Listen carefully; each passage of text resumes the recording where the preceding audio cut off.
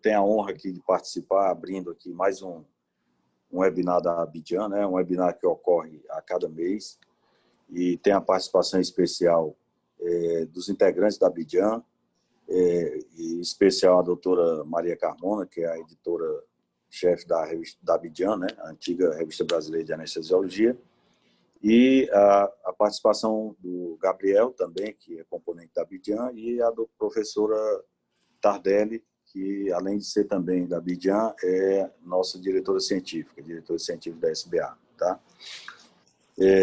Esse webinar, hoje, terá também a tradução para o espanhol, ou seja, é uma integração sendo feita aqui com a América Latina e a gente vai fazer essas expansões porque a Abidjan ela é um fator extremamente importante da SBA, né, que vem sendo muito bem conduzido pela doutora Carmona, com excelência. E hoje tem um grande amigo meu também, o Neuber, que será o palestrante, que falará sobre náuseas e vômitos pós-operatório, e certamente será uma palestra de excelência e bem atualizada. Então, é isso que eu tinha a dizer. E também convocar todos a participarem do Congresso Virtual de Anestesiologia, que ocorrerá de 31 de outubro a 2 de novembro. As inscrições já estão abertas e será um excelente congresso. Tá? Eu queria passar a palavra agora à nossa diretora científica, a doutora Tardelli, e depois a doutora Carmona também terá sua participação aqui importante no nosso webinar. Doutora Tardelli. Boa noite a todos. Obrigada, Rogian. Obrigada, Maria José, por mais essa organização desse webinar, ao Gabriel pela coordenação e particularmente ao Neuber pela grande colaboração que certamente nos dará, né? E a todos os nossos colegas que estão nos assistindo. Muito boa noite. Boa noite a todos. Muito bem-vindos a mais esse webinar da Abidjan. Quero cumprimentar o professor Rogian Rodrigues Nunes, presidente da Sociedade Brasileira de Anestesiologia, professora Maria Ângela Tardelli, nossa diretora científica, e eu aproveito essa oportunidade em que estamos falando com vários colegas brasileiros e também com colegas de toda a América Latina para compartilhar a imagem do nosso site, da Brazilian Journal of Anesthesiology. Brazilian Journal of Anesthesiology é o jornal oficial da Sociedade Brasileira de Anestesiologia e em nosso site nós podemos ter acesso não só às mídias sociais da revista, como também aos artigos de destaque e temos as novas capas da revista sendo publicadas. O Gabriel vai mostrar para a gente em primeira mão as capas da edição 74, de setembro a outubro, que está muito bonita, eu já adianto, e desde o início desse ano nós temos capas em novo estilo. No início do ano publicamos um artigo excelente dos colegas de Portugal em relação ao cuidado ao paciente muito idoso. Junto com as principais revistas do exterior, nós publicamos uma edição com vários artigos, várias cartas relacionadas à Covid-19. Na edição 73, o artigo de destaque foi relacionado com a reposição volêmica no transplante hepático, e a 74 mostra 2 artigos especiais relacionados ao uso de ácido tranexâmico em ortopedia. Como eu disse, a 75, o Gabriel vai mostrar para a gente em primeira mão, e também eu convido a todos para que sigam a Abidjan nas redes sociais e, em particular, para que acompanhem os podcasts da Abidjan. Os podcasts da Abidjan vêm sendo publicados desde dezembro de 2019. Temos um podcast especial relacionado à divulgação da Brazilian Journal of Anesthesiology para a América Latina. Convido os colegas da América Latina para que ouçam, em particular, esse podcast. E, quinzenalmente, nós fazemos os podcasts relacionados a uma das publicações da Abidjan. O último podcast, o de número 13, ele está relacionado com uma publicação recente de ultrassom cardíaco focado na prática anestésica.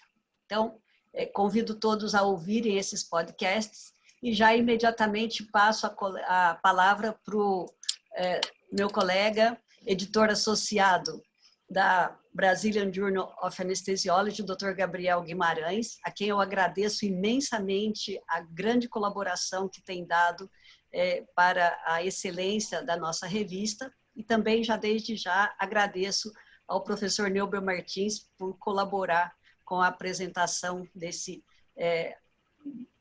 tópico relacionado a náuseas e vômitos pós-operatórios. Gabriel, com você. Obrigada. Obrigado, professora, pela apresentação, pelos elogios. Agradeço ao professor Regian também, professora Maria de Tardelli, todos que sempre nos orientam ao longo desses anos. Agradeço ao doutor Neuber, tanto pela participação aqui, mas também quanto à sua participação na Comissão de Normas Técnicas, que já me salvou de muitas enrascadas perante gestores. Muita gente não conhece essa ferramenta maravilhosa que a SBA tem a nos oferecer. E eu vou abrir uma apresentação. Opa. Deixa eu voltar. Minha tela está aparecendo? Sim. Vamos falar nesse webinar sobre náuseas e vômitos pós-operatórios. Aqui são as capas, como a professora falou, e ali no cantinho, se vocês descobrirem aí com as miniaturas de tela do Zoom, tem a capa da edição 70.5, que eu deixo em Zoom agora na próxima tela, tá? Que está relacionada a náuseas e vômitos por ter um número significante de artigos. E aqui à direita, nós temos um infográfico feito em cima de um dos artigos dessa edição. A Bidgen está começando a investir nos infográficos, como os outros periódicos mais importantes.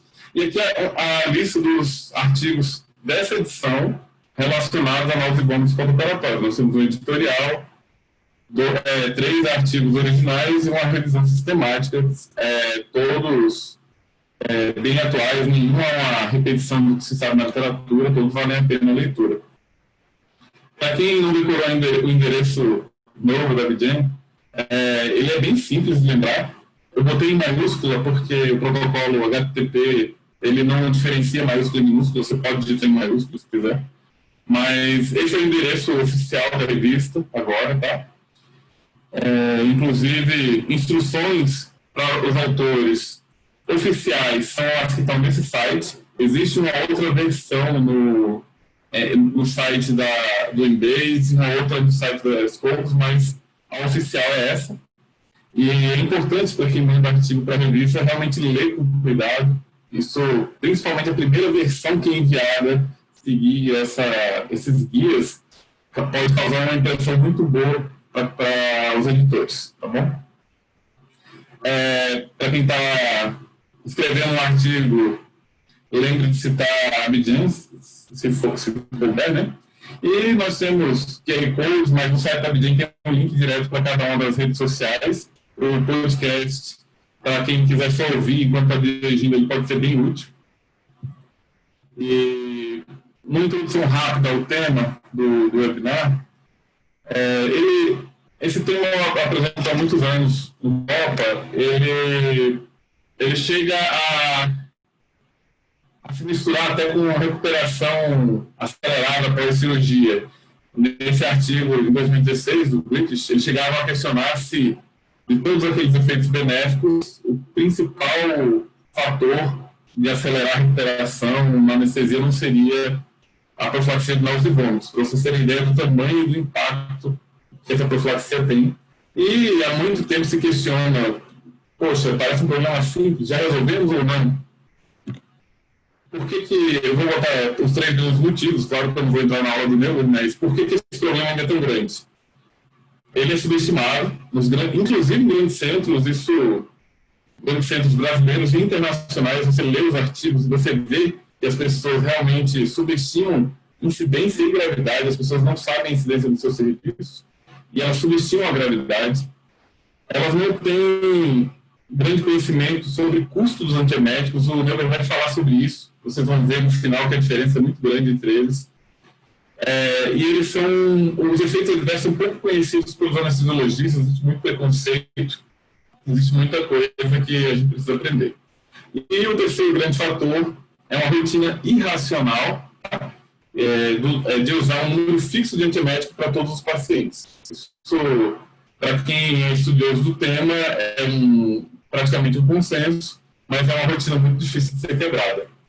A gente sabe que esses três fatores juntos fazem com que não se valorize tanto o tratamento quanto os efeitos colaterais dele, mas existem muitos motivos para você se importar com isso. Algumas pessoas como eu já tiveram o desprazer de ter deficiência de ferida em paciente idoso, em pós-operatório de cirurgias grandes, em paciente que tem que ser transferido para UTI, inclusive. Fora a insatisfação e desconforto, readmissão hospitalar, aspiração pulmonar, mais tempo no hospital, custos diretos, não só do tratamento, mas aqueles custos indiretos que vêm dessa internação mais longa, da reinternação na UTI. A gente não deve subestimar o problema. Eu vou passar então para o Dr. Neuber falar sobre esse tema tão importante. Obrigado, Gabriel.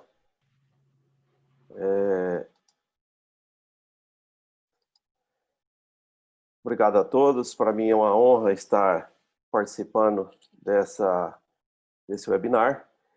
E o Dr. Gabriel já adiantou alguns tópicos, já me facilitou muito a apresentação. E gostaria de agradecer o privilégio de ter a diretoria da sociedade aqui conosco. E também parabenizar a doutora Maria José Carmona pelo grande empenho aí na revista. Ela tem se tornado um impacto grande aí no mundo.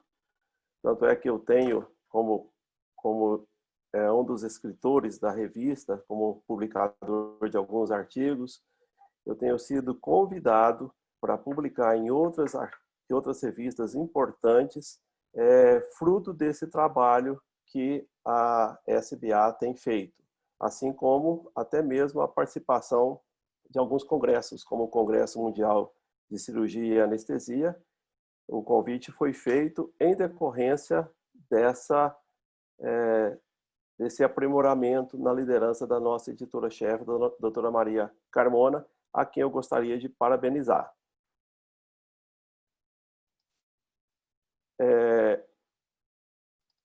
O nosso assunto hoje é um assunto extremamente importante.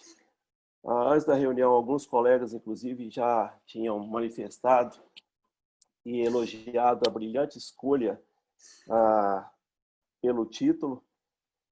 E, inicialmente, eu gostaria de dizer que eu não tenho conflito de interesses nessa apresentação. Eu não faço e nem recebo nada de nenhum laboratório relacionado a isso, apesar que eu vou ter que, durante a apresentação, citar alguns nomes, fruto da necessidade da exemplificação de alguns medicamentos que nós utilizamos para esse controle de náuseas e vômitos. O desafio do controle de dor e náuseas e vômitos dentro da anestesiologia, ele não é novo.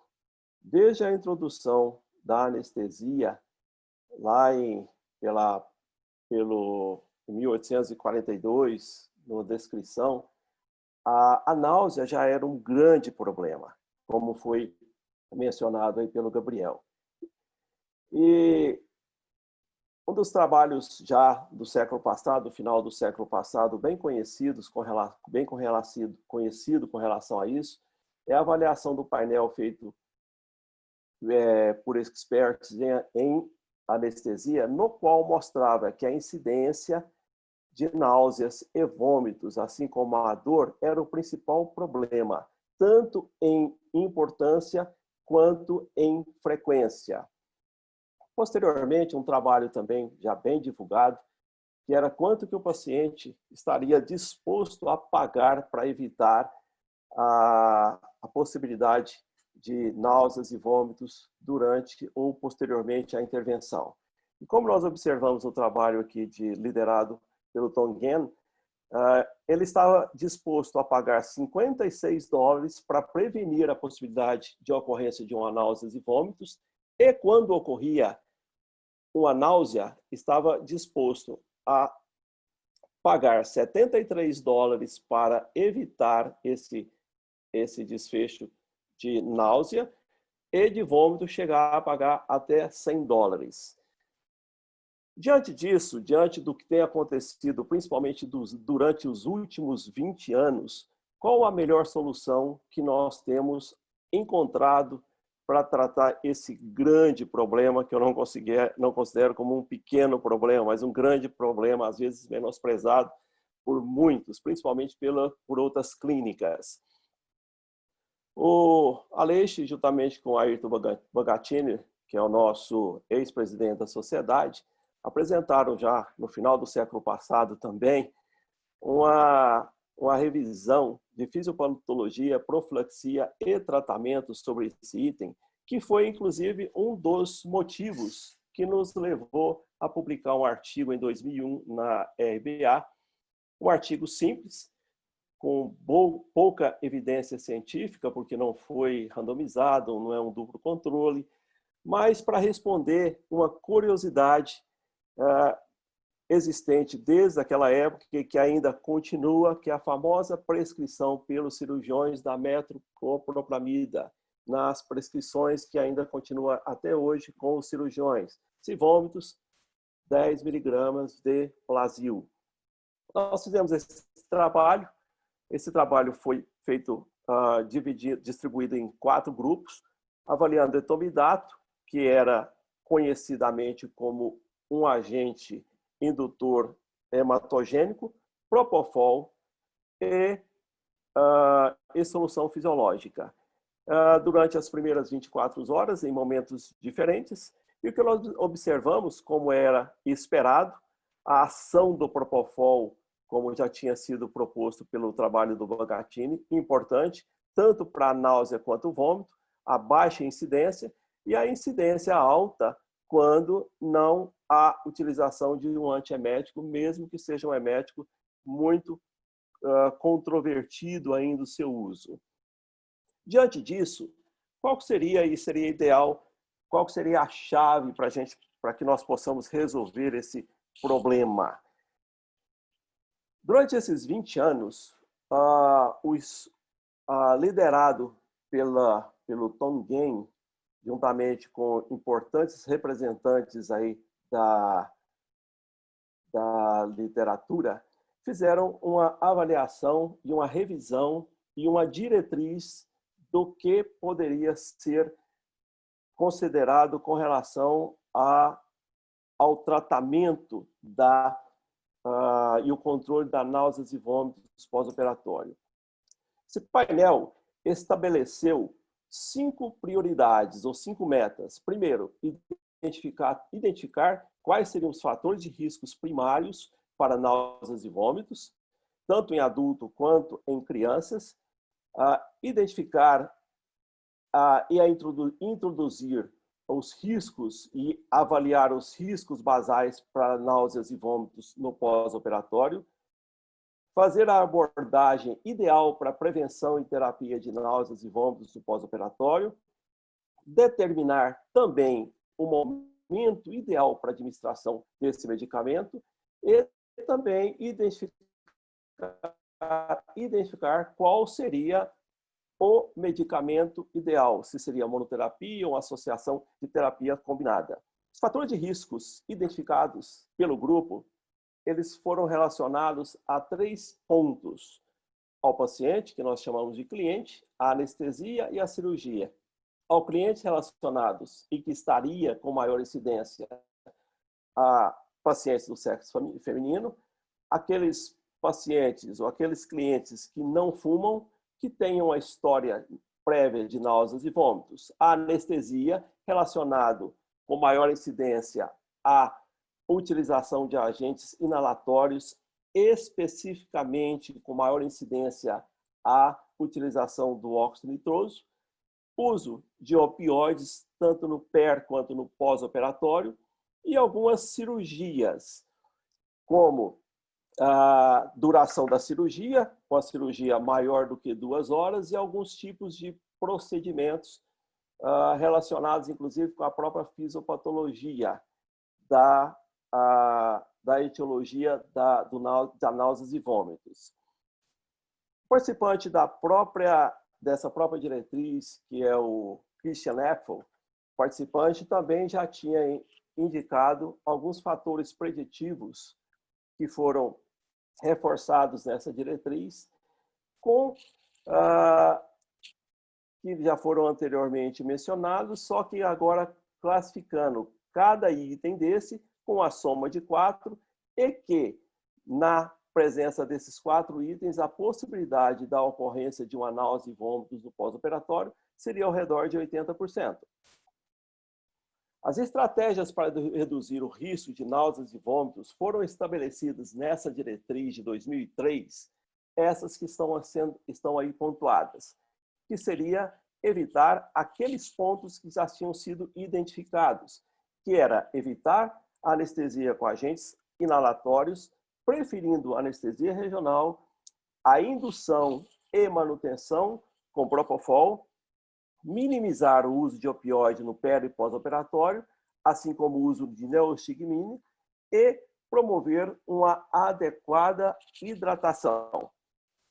Diante disso, diante dessa diretriz, o que e como realizar essa melhor aplicação? Isso foi feito baseado na fisiopatologia, já conhecida anteriormente, mas também revisada nessa diretriz, na qual todo o complexo da etiologia das náuseas e vômitos foram definidas e identificado que alguns medicamentos eles poderiam atuar de forma específica em determinadas regiões, como, por exemplo, os antagonistas serotoninérgicos, que poderiam atuar diretamente no centro do vômito, como os antihistamínicos e os antagonistas muscarínicos na região do labirinto, assim como os benzodiazepínicos na região central, uma vez que havia a sinalização ou a sinalização de etiologia também relacionado a essas áreas. Por isso, foi montado um portfólio por esse grupo do Tengen, na qual nós tivemos a oportunidade de tratar ou coordenar melhor esse evento, na utilização de uma anestesia venosa, não sendo possível a realização de uma anestesia regional, e a utilização de diferentes classes de medicamentos para esse controle de náusea e vômito no pós-operatório. De tal forma que esse grupo também apresentou não só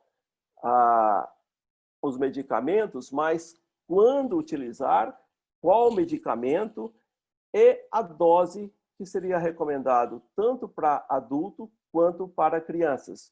De forma que antes da anestesia estaria indicado tanto a dexametasona quanto a prometazina, os medicamentos principalmente inibidores da serotonina, que são esses 4 iniciais aqui, já estariam indicados no fim da cirurgia, principalmente porque a ação desses medicamentos ela é, em geral, curta, não é tão longa quanto a dexametasona, e a utilização de alguns medicamentos como as butirofenonas, e aí não recomendadas para a criança nessa primeira diretriz que foi feita pelo grupo do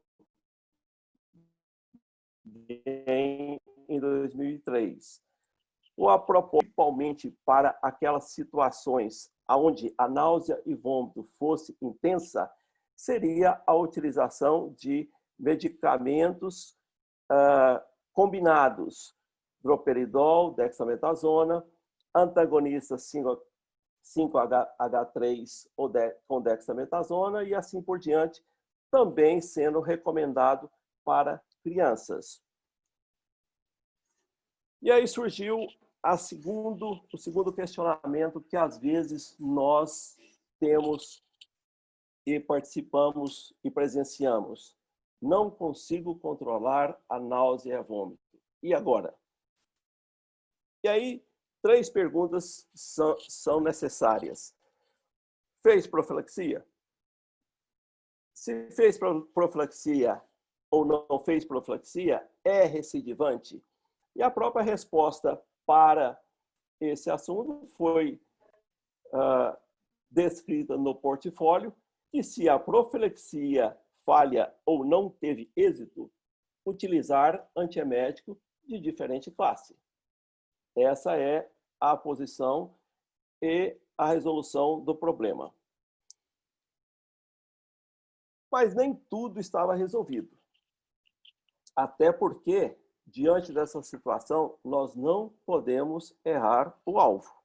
Nós não podemos ficar margeando a situação, até porque, já no século passado, já havia indícios da insatisfação dos clientes relacionado a esse problema. Para isso, 5 anos depois, essa mesma equipe, com alguns outros membros, reuniram novamente, principalmente para validar essas evidências anteriores, para que nós pudéssemos tratar de forma mais efetiva, com maior critérios científicos, através de uma avaliação mais evidente do que nós poderíamos estar utilizando. 2014, que é a terceira revisão desse consenso, já praticamente 10 anos ou 11 anos depois da primeira, houveram algumas introduções interessantes, principalmente com a introdução do Propofol na indicação de resgate como agente de resgate, principalmente na recuperação da anestesia ou na sala da anestesia, e a introdução de medicamentos antagonistas do NK1 ou das neurocininas. E aqui o grande representante disso, que é o nome comercial do isopropeno, que é o Emend. Então, o aprepitano, que é o Emend, ele foi inicialmente proposto na dose de 40 miligramas, e veja, por via oral. Esse é o termo latino utilizado por via oral, com a evidência ainda um pouco não tão forte quanto os outros que já existiam, como, por exemplo, a dexametasona e, principalmente, os inibidores serotoninérgicos. Mas o que isso levantou é que esse medicamento já era usado pelas clínicas de quimioterapia com bastante sucesso, mas não tanto, ou não tínhamos tanta evidência na utilização do pós-operatório em cirurgias.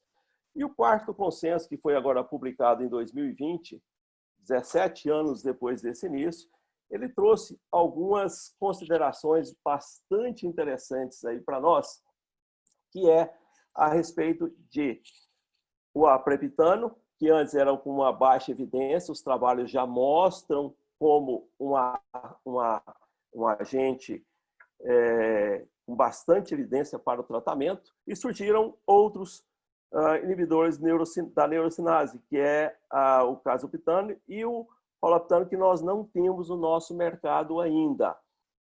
E nós temos um grande avanço no aprepitano no nosso país, é que ele atualmente era por via oral, e agora ele já tem a disponibilidade, ele já vem em pó liofilizado em 125 miligramas, no qual você pode diluir. E aqui Me parece que há uma tendência de aumentar um pouco essa dose, não de 40, mas para 80 miligramas, principalmente por via venosa, com uma efetividade bastante significante. Outro grande avanço que nós tivemos era a resposta: por que só a dexametasona? Mas foi introduzido que há outro corticoide, que é a metilprednisolona, na dose de 40 miligramas, tem uma resposta semelhante à dexametasona. Outra introdução também interessante foi a introdução, já nesse consenso, da utilização do midazolam associado a essas drogas, em baixa dose, uma vez que o midazolam, nós sabemos que é um medicamento que promove uma sonolência importante. E essa foi a última combinação farmacológica proposta por essa diretriz. E essa última diretriz, ela também está em conformidade com algumas outras diretrizes, como, por exemplo, a diretriz de controle de náuseas e vômitos do Grupo de Ginecologia e Obstetrícia do Canadá, como da Sociedade Farmacêutica dos Estados Unidos, como a Sociedade de Anestesia do Reino Unido, e assim outras. Então, há uma uniformidade nas decisões e nas condutas, de forma que nós estamos praticamente chegando a algo extremamente efetivo e comprovadamente comprovada cientificamente.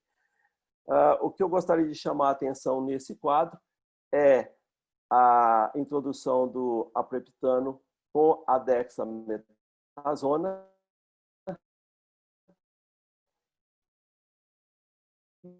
e outras combinações, por exemplo, como a associação do haloperidol, apesar da evidência tanto com a associação do midazolam com o haloperidol, quanto com um bloqueador 5H3, não mostram ainda uma significância importante. E eu gostaria de chamar a atenção do palanozetron, que é um medicamento que já tem sido utilizado também por longo período em quimioterapia. É um antagonista 5H3 de segunda geração, que promove um efeito prolongado. Essa seria, sem dúvida, a nossa intenção, diante de toda essa farmacêutica, ou essa proposta, principalmente dessas revisões. Nós pudéssemos estar celebrando, ou que o nosso cliente estivesse celebrando, tranquilo, admirando aí a paisagem, e que não tivesse preocupação nenhuma com isso que nós estamos discutindo. Mas ainda nós temos um pouco mais a caminhar. Esse é o trabalho que o Gabriel já inicialmente apresentou, e vai ser publicado na próxima edição. E o nosso questionamento é se justificava a utilização do palanozetron, que é um medicamento de longa ação, comparado com o da ondansetrona e dexametasona, para procedimentos de videocolecistectomia, que a princípio é desconfortável no pós-operatório com relação a isso. Nós fizemos um trabalho investigando e foi comparado exatamente o uso da palanozetrona, da ondansetrona e dexametasona, e um grupo com dexametasona. Uma das modificações que nós buscamos nesse trabalho foi identificar a qualidade, o tipo de vômito e náusea que esses pacientes tinham no pós-operatório. E para isso nós utilizamos essa escala, no qual é avaliado não só a quantidade de vômito, mas também se sentiu mal incômodo ao vomitar, a quantidade de cada vômito. Nas últimas 12 horas se sentiu náusea ou ficou mal do estômago. Então, essa escala ela foi utilizada nesse trabalho para poder também diferenciar, não simplesmente o fato, sentiu náusea, sentiu vômito, mas para que pudéssemos identificar que tipo de náusea ou que tipo de vômito nós estávamos investigando. Os resultados desse trabalho, depois vocês podem detalhar melhor quando estiverem com a revista em mãos, mas o que chama a atenção de imediato é que o uso da palanozetrona ela foi significante e importante, principalmente naquele momento lá em que o paciente chega na recuperação pós-anestésica. Nenhum paciente apresentou sintoma de náusea e vômito. A dexametasona e ondansetrona foram significantes também melhores do que só a dexametasona, mas que nós observamos que, inclusive, a necessidade de resgate nessa primeira hora foi menor, assim como nas primeiras 12 horas, principalmente relacionado a náuseas. Provavelmente, esse número possa melhorar em decorrência de um grupo, um N maior. Isso vai ser fruto de uma investigação futura, até porque a associação das revisões hoje tem sido propostas a associação do palanozetron com a dexametasona, que são duas drogas de ação mais prolongada e com resultados melhores. O nosso trabalho, nós não fizemos isso, mas, de uma forma geral, nós já identificamos que a palanozetrona ela tem o seu local de ação, o seu local para a nossa prescrição. O problema da prescrição desse medicamento, como o Gabriel já tinha dito anteriormente, está relacionado ao preço. Uma Polidinal Zedron, ela custa R$ 3,60, enquanto o do palanozetron, que é o Onicit, custa R$ 356,63.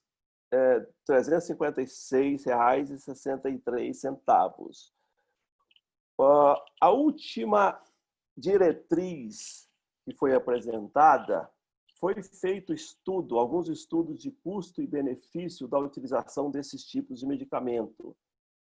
E a própria diretriz diz da dificuldade de nós estabelecermos e justificarmos, às vezes, a utilização ou a modificação de um custo, às vezes, tão elevado. Porque vários fatores estão relacionados, como a deiscência do pós-operatório na presença de náuseas e vômitos, a reinternação do paciente, e sabendo-se também que a permanência maior do paciente na sala de recuperação também gera um custo maior, de forma que a avaliação do custo e benefício, mesmo com a diferença tão grande como está demonstrando aqui, nós precisamos ainda investigar com trabalhos mais consubstanciados para chegar a essa conclusão. Obviamente, o que nós queremos do nosso paciente é que ele diga isso para nós, né, usufruindo das coisas boas que nós temos no nosso país. E a nossa intenção também, eu gostaria de dizer o mesmo a vocês que estão me ouvindo, agradecer pela paciência e colocar aí o meu e-mail para que vocês possam, caso não tenhamos tempo aí durante a discussão, para que vocês possam mandar aí o e-mail. Eu teria a máxima honra e satisfação de responder naquilo que eu tiver condições e que eu puder alcançar. Não tenho resposta para tudo, obviamente, procurarei responder a dúvida caso vocês tenham. Muito obrigado. Muito obrigado, doutor Neuber. Uma aula excelente. Mostrou não apenas os conhecimentos mais atuais, trouxe uma crítica de uma pessoa madura, experiente a respeito do uso dos antieméticos, que vai muito além de conhecer a eficácia, como os recém-formados costumam ver em tabelas de livros. Pesar o risco, né, o custo e o benefício do uso dos antieméticos é tudo menos simples. O mundo inteiro tem dificuldade de fazer esses estudos de custo. E ele provavelmente vai exigir trabalhos prospectivos grandes para poder considerar o custo de alguns eventos que são raros, mas uma única deiscência, por mais que ela seja rara, seja 0,1%, ela tem um custo potencialmente tão elevado que ela poderia comprar centenas e centenas de caixas de um antiemético mais caro dessa lista aí, por exemplo. Então, provavelmente, nós precisaríamos de um estudo grande para ajudar a esclarecer melhor essa relação custo-benefício. E agora, pela ordem, nós vamos abrir para perguntas, é isso?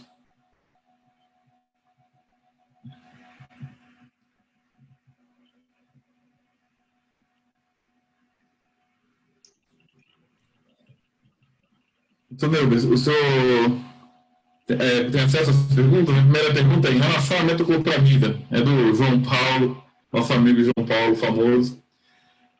Em relação à metoclopramida, ela já retornou na última diretriz de 2020 com um bom grau de recomendação? Qual seria o lugar dela nas combinações da sua prática diária? Excelente pergunta, João. Bem colocado pelo João Paulo. A pergunta é excelente porque nas 4 diretrizes principais a qual eu me referi, todas elas citavam a metoclopramida. E a metoclopramida é aquele medicamento que nós vemos o cirurgião utilizando até hoje.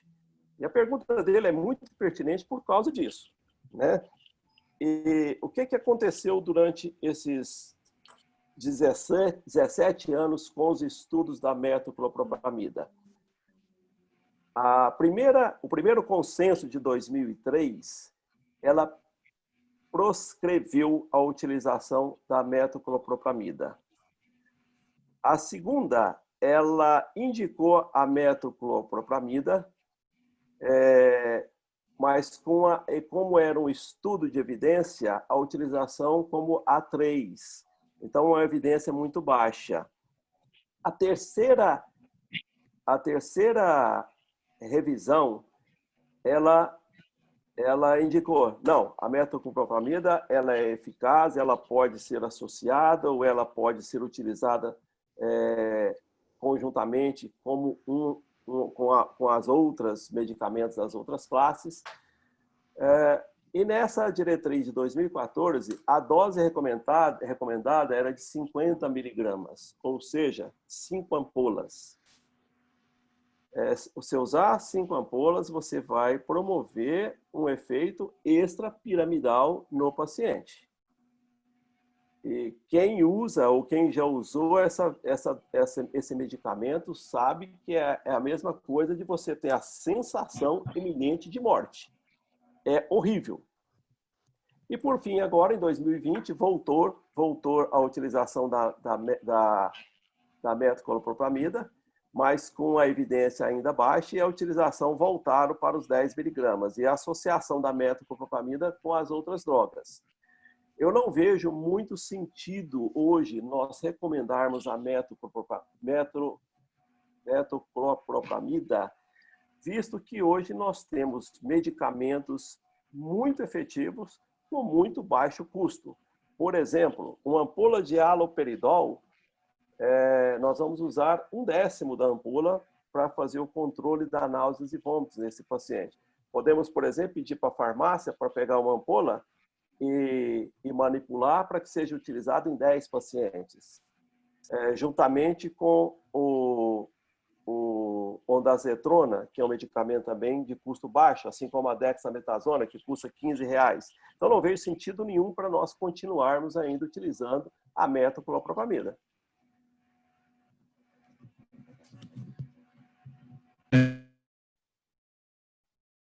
O guia João Paulo, ele também, se você for ler lá deixa eu ver a página aqui, na 424, ele comenta que há ainda uma certa controvérsia na metoclopramida e comenta que de um estudo recente com mais de 3 mil pacientes, randomizado, em que eles associavam dexametasona a placebo ou 10, 25 ou 50 miligramas de metoclopramida. E só houve benefício antiemético a partir de 25 miligramas nesse estudo, nesse ensaio clínico tão grande. E a partir de 25 miligramas, a incidência de efeitos adversos bem desagradáveis é grande. E, como última frase aqui do consenso, ele coloca que pode ser útil em instituições onde outros antagonistas dopaminérgicos não estiverem disponíveis, mas, caso contrário, pode não ser tão eficaz. Então, como em profilaxia nós vamos trabalhando sempre com as classes, nós não repetimos 2 antieméticos da mesma classe. No momento de escolher metoclopramida, você está abandonando o droperidol, o aldol, os outros dopaminérgicos, que são mais eficazes com um perfil de efeito colateral melhor. Eu posso falar uma experiência pessoal? Claro. Então, já que foi falado no droperidol, eu tive exatamente essa sensação da metoclopramida com doses pequenas, de 10 microgramas por quilo de droperidol, Neuber. Foi a pior sensação que eu já tive na minha vida. E isso há muito tempo atrás, e recentemente uma outra pessoa da família teve o mesmo quadro clínico com a mesma dose, com uma dose pequena. E conversando com a professora Elga sobre isso, que eu gostaria de entender um pouco melhor, ela disse que o que nós tivemos foi discinesia inibitória. E que por isso ela tinha preocupação e até de prescrever metoclopramida, mesmo sendo um antiemético mais simples e tradicional, porque ela sabia que isso poderia ocorrer, a discinesia inibitória. Ela, mesmo às vezes com doses baixas, e ela comentou que, ela falou, olha, por sorte você teve discinesia inibitória, porque ela é reversível, e em raríssimos casos pode ocorrer discinesia excitatória e que não é reversível. Então, eu só quis colocar essa experiência pessoal, porque hoje, com a técnica de anestesia poupadora de opioide, né, é muito comum se utilizar o droperidol, né? Então, na técnica. Então, chamar atenção para isso, né? Que já na minha família já foram 2 casos, né, da tal da discinesia inibitória, que, como você falou, é uma sensação horrorosa. E o pior é que não é por minutos, não. Eu fiquei 6 horas com essa sensação. É muito ruim. Exatamente. Eu também tive esse mesmo problema com a metoclopramida. Não queira por seu pior inimigo. Exatamente. Não é à toa que o consenso ele não coloca os dopaminérgicos, porque todos os dopaminérgicos podem levar a esses efeitos desagradáveis. As combinações de primeira escolha. Eles geralmente entram como resgate, porque para ser resgate ela tem que ser de uma classe diferente, mas também tem que ter um início de ação rápido. Tem mais uma pergunta aqui. Boa noite, doutor. Parabéns pela excelente aula. A respeito do neostigmine. Isso está lá no consenso, está num quadrinho. Existe a recomendação de se evitar doses mais altas. Com relação ao Sugamadex, existe alguma recomendação a favor de seu uso para evitar náuseas e vômitos pós-operatórios? Sim, isso foi bem estabelecido no último consenso. A preferência de se utilizar o Sugamadex como reversor para evitar esse efeito da neostigmina. Isso está bem já estabelecido no último consenso. Um a um, né, no consenso. Exatamente. Próxima pergunta. Eu acho que a próxima pergunta apareceu que eu fiz alguma coisa errada. Não, marcando respondidas, né? É que tem pergunta também lá no bate-papo, viu, Gabriel? Certo, eu vou lá no bate-papo, então. Vai lá, que tem uma pergunta lá. Justifica-se o uso da metoclopramida pelo seu efeito procinético? Essa nós já respondemos, você também, né? A metoclopramida hoje, nós temos que realmente pensar com muita cautela na utilização dela, até pelo depoimento da própria doutora Maria Ângela Tardelli. O meu foi com o droperidol. É que é da mesma classe, né? Foi com o droperidol. Mas eu nunca usei metoclopramida, não. Não. É medo, né?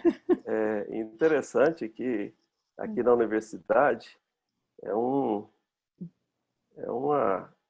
doença, vai passando, por mais que nós da anestesiologia insistimos para a mudança dessa prescrição, os alunos que passam conosco, nós insistimos em mostrar que há medicamentos melhores, mas parece que já é uma doença, sempre a prescrição, Plasil, tem tantas coisas melhores pelo que nós temos visto, né?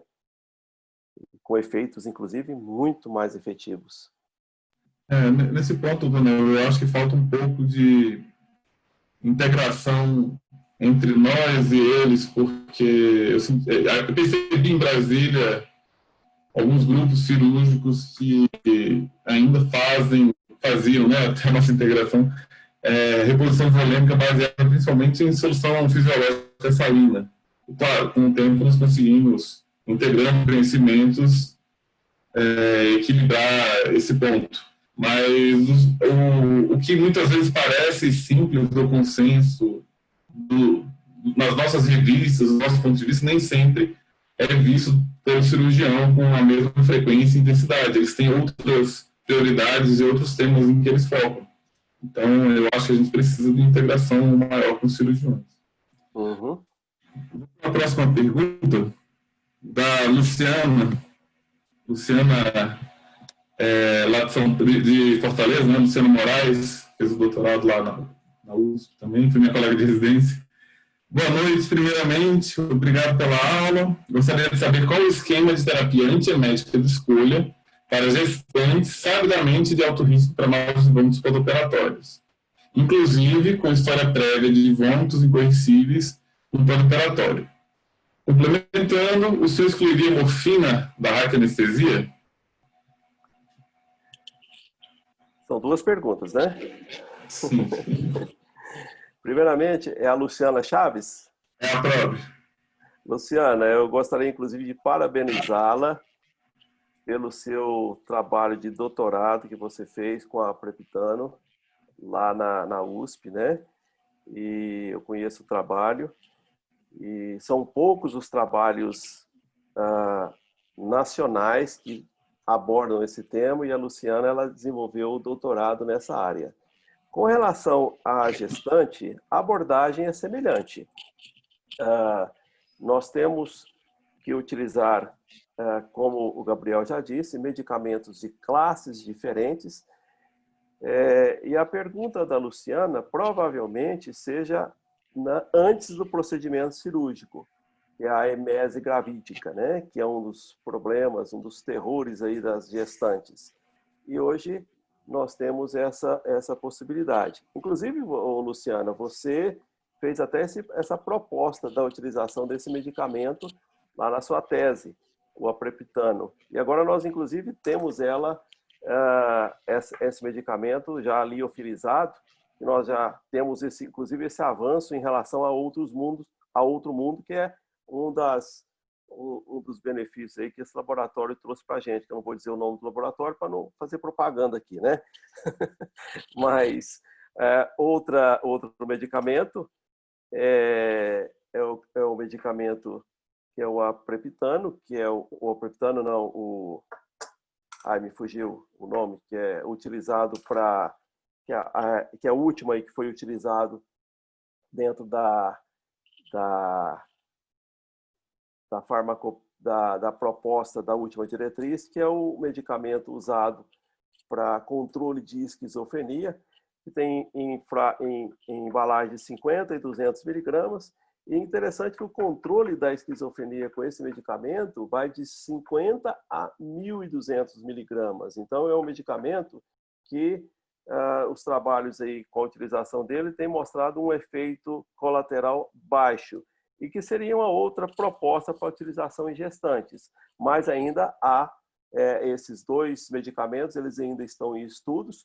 Tem o problema do preço, não havendo possibilidade do controle normal com os medicamentos propostos anteriormente, uma das opções seria essa.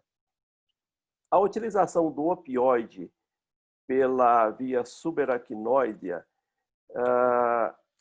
é um assunto extremamente controverso, porque o benefício que o opioide em baixa dose promove na anestesia subaracnoidea, desculpa, nessa situação, nós teríamos que avaliar, porque você não fazer pensando em náuseas e vômitos, isso precisa ser muito bem balanceado ou colocado numa balança, porque o benefício que ele traz é grande e nós temos vários recursos medicamentosos para tratar isso efetivamente hoje. A anestesia regional é uma dos fatores que podem trazer benefícios para diminuir náuseas e vômitos no pós-operatório, mesmo que associado com baixas doses de opioides. Gostaria de complementar, aproveitar o tema, que o tema náuseas e vômitos pós-cesarianas, especialmente, foi a minha tese de doutorado, né? E, inclusive, eu tenho um artigo nessa 75 da BJAM, que é sobre esse tema, mais especificamente os fatores de risco em gestantes, que são diferentes dos fatores de risco clássicos para o pós-operatório, até porque sexo feminino é igual para todo mundo, a técnica anestésica é praticamente igual.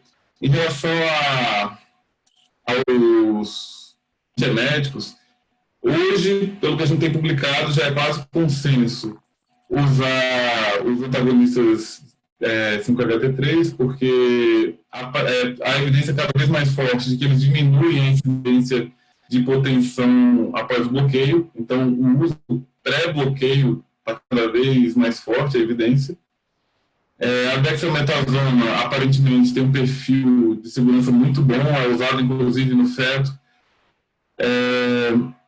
E os demais antieméticos, todos são controversos em gestantes. Então, eu digo assim, as outras classes de antieméticos são um pouco mais controversas, mas de todos os antieméticos, o mais mal falado, talvez, é o que tem o perfil de segurança mais estabelecido ou mais utilizado em gestantes, que é a metoclopramida.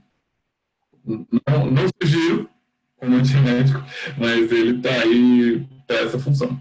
E em relação à morfina, é muito interessante porque os opioides todos aumentam a incidência de náuseas e vômitos, vírgula, isso é um raciocínio diferencial.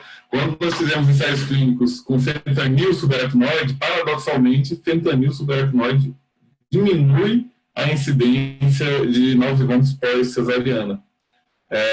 As teorias são muitas para explicar, dizem que pela diminuição da dor, diminuiria a náusea. Independente de qual seja o motivo, a observação empírica é que a incidência diminui.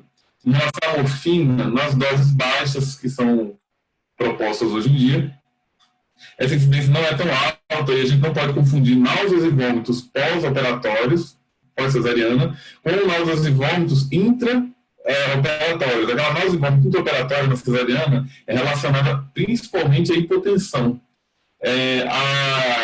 Os fatores de risco, os fatores precipitantes e o tratamento são completamente diferentes. Tratar a hipotensão normalmente resolve essas náuseas.